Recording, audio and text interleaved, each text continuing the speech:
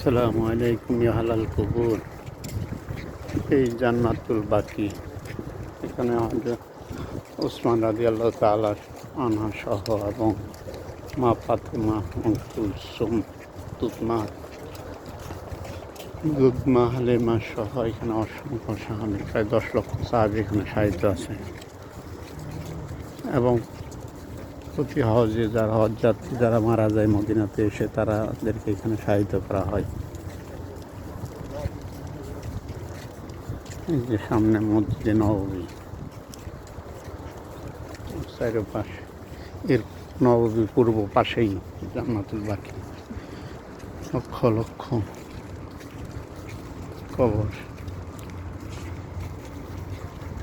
আমরা এখন একবার মাঝখানে